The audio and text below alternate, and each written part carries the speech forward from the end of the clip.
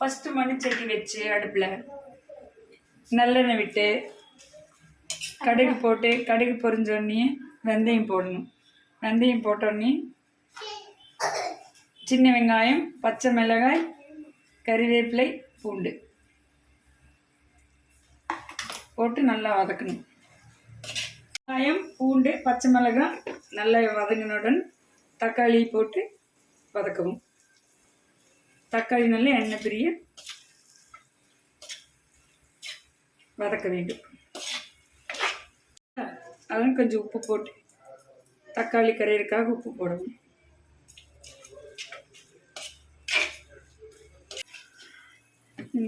தக்காளி நல்லா எண்ணெய் பிரிய வதக்காச்சு. இப்போது அரை மூடி தேங்காய் ஜீரகம் போட்டு நல்லா அரைச்சிட்டு அதில் 10 to 20 வெங்காயம் போட்டு ஒன்றும் பதியமாக அரைச்சி அதை போடுறேன்.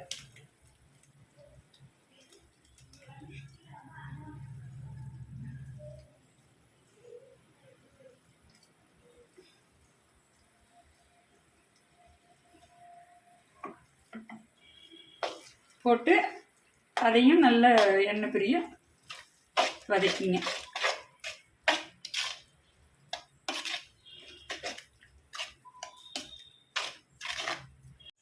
எண்ணெய் பிரிய மசாலா வதங்கியாச்சு. அடுத்து புளி தண்ணீரில் தனி மிளகாத்தூள், காஷ்மீரி மிளகாத்தூள், உப்பு, மஞ்சத்தூள் போட்டு கலந்து வச்சுருக்கிறது மசாலாவோடு சேர்க்கு.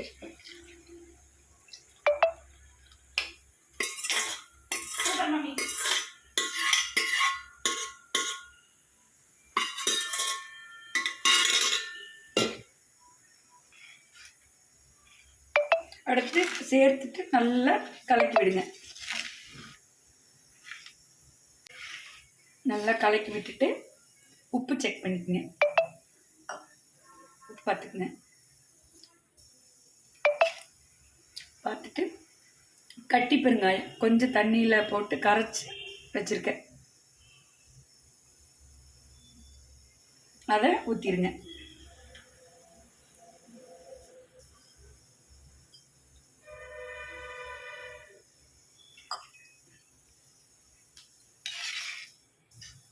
ஊற்றிட்டு இது நல்லா திக்காக சுண்டி வர அளவுக்கு கொதிக்கட்டும். அப்படியே அள்ளி வைக்கிற அளவுக்கு கொதித்து சுண்டிட்டோம். அதுக்கப்புறம் மீன் போடணும்.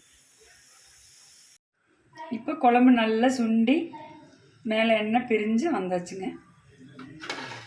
இப்போ கொத்தமல்லி தூளில் நல்லா பிரட்டி வச்சுருக்கிற மீனை ஒன்றா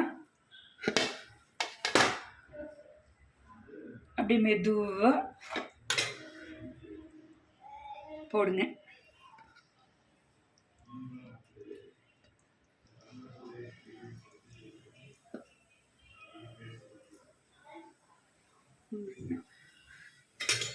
அப்படியே போட்டு கொஞ்சம் அமுக்கி விடுங்க. கரண்டி விட்டு கலக்க வேண்டாம். எல்லா மீன் துண்டுகளையும் போட்டாச்சுங்க. இப்போ கொஞ்சம் நாட்டு சக்கரை ஒரு 2 ஸ்பூன் 3 ஸ்பூன் நாட்டு சக்கரை போட்ட பிறகு கொஞ்சம் கலக்கி விட்டுட்டு பச்சை கறிவேப்பிலை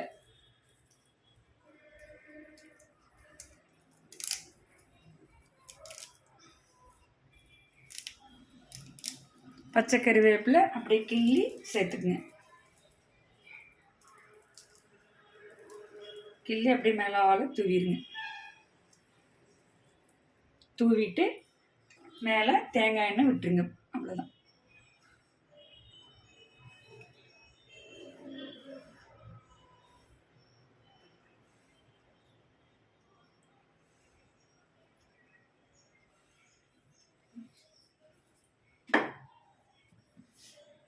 பாறை மீன் குழம்பு ரெடி. உங்களுக்கு பிடிச்சிருந்தா லைக் பண்ணுங்கள், கமெண்ட் பண்ணுங்கள், ஷேர் பண்ணுங்கள். நன்றி.